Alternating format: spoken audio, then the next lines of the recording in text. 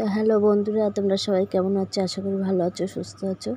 তো তোমাদের ভালোবাসা আশীর্বাদে আমিও মোটামুটি ভালো আছি, খুব ভালো নেই।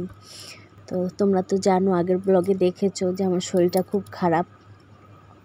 তো যাই হোক, ওইভাবেই চলছে। বা এখন এই যে আমি গলার ভয়েস দিচ্ছি, তো গলা শুনে তোমরা বুঝতেই পারছো যে আমার গলার কি অবস্থা।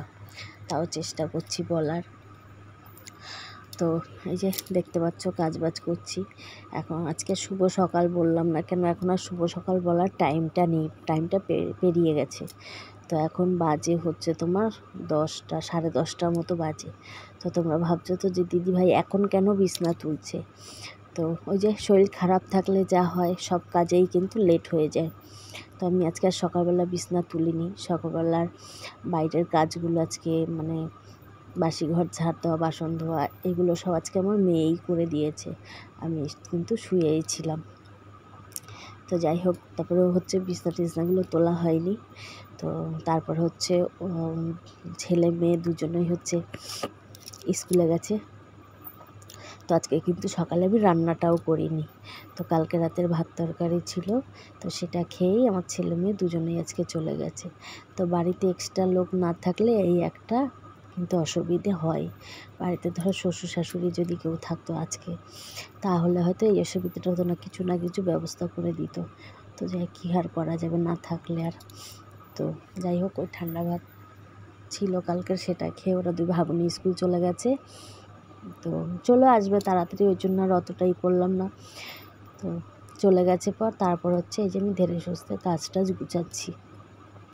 তো ঘর তো মেয়ে সকালে একবার ঝাড় দিয়েছিল, তাও আবার নোংরা হয়ে গেছে। আমি ভাবলাম যখন বিছনা টিছনা ঝেড়েছি আর একবার ঝাড় দিয়ে নিই, তো মুছতেও সুবিধা হবে তাহলে। আর ওদিকে কিন্তু আমি রান্নাটাও বসিয়ে দিয়েছি। তো জানি তো করতে হবে, যতই শরীর খারাপ তো রান্না তো করতেই হবে। তো ওইদিকে আমি রান্নাটা বসিয়ে দিয়ে তারপরে কিন্তু এই কাজগুলো গুছিয়ে নিচ্ছি, যে রান্নাটাও হতে থাকুক আর এদিকে আমার কাজগুলোও গুটানো হয়ে যাবে। তো ভাত আর তরকারি বসিয়ে দিয়েছি আমি।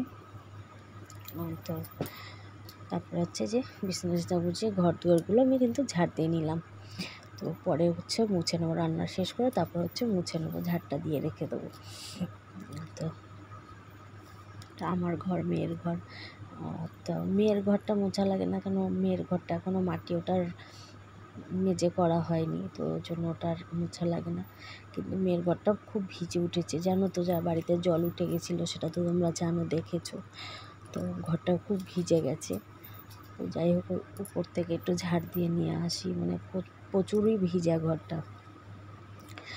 তো চলো, আমাকে তো ঝাড় দেওয়া হয়ে গেলো। আর এত ঝাড় দিতে গিয়ে একে তো ধুলোর, তারপর হচ্ছে আবার ঠান্ডা লেগে কাশি হচ্ছে, সে একরকম। তো প্রচণ্ড কাশি হচ্ছিল ঝাড় দিতে গিয়ে আজকে আমার। তো চলো ঝাড়টা দিয়ে নিই, তারপর হচ্ছে রান্না দেখি কত দূর। তো এখানে আমার কিন্তু ভাত তরকারি হয়ে গেছে, আর এখানে হচ্ছে মাছটা পাতায় বসিয়ে দিয়েছি। তো এই যে মাছ পাতায় বসিয়ে দিয়েছি, এবার হচ্ছে গ্যাস ট্যাসগুলো একবারে মুছে নিচ্ছি। তো মাছ পাতাটা তো অনেকক্ষণ টাইম লাগবে, বা ওটা গ্যাস বাড়িয়ে দিয়েও করা যাবে না, স্লো গ্যাসে দিয়ে বসিয়ে রাখতে হবে। তো ভাবলাম ওটা আস্তে আস্তে হতে থাকে একপাশে, আমি গ্যাস ট্যাসগুলো মুছে নিলাম। তো এই যে গ্যাস ট্যাস মুছে নিয়েছি। এমনিতে তো আমার অভ্যেস আছে রান্না করতে করতে 10 বার গ্যাস মোছার, সেটা তো ছাড়োই।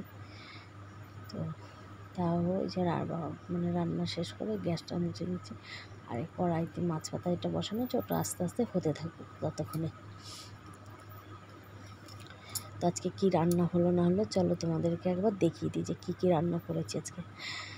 তো হচ্ছে ভাত করেছি, আর এই যে এরকম মাছ পাতা দেখেছো, তা ছোটো ছোটো ইলিশ মাছ নিয়ে এসেছিলো, একদমই ছোটো ছোটো বাচ্চা বাচ্চা। তো সেটাই আজকে রেখেছি। তো এই যে আলু কুচিয়ে দিয়ে পাশে পাতায় দিয়েছি।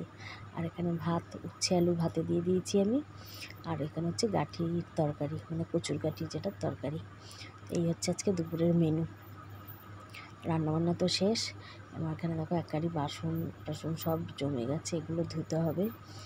তো ভিডিওটা কিন্তু আমি আর আগাতে পারিনি, শরীর প্রচণ্ড খারাপ হয়ে গেছিলো, যার কারণে আর ভিডিওটা আমি সামনে আগাতেই পারিনি। পরে যে করব আর করা হয়নি। তো এই যে সব গুছানো কমপ্লিট। তো বাইরে কতগুলো জামা কাপড় এই যে সকালে মেয়ে মেলে দিয়ে গেছে, আর এই যে জল আনতে হবে, এটা হচ্ছে সবথেকে বড় কাজ। তো চলো আজকে এইটুকুনি আবার দেখাবে। টাটা, সবাইকে ভালো থেকো।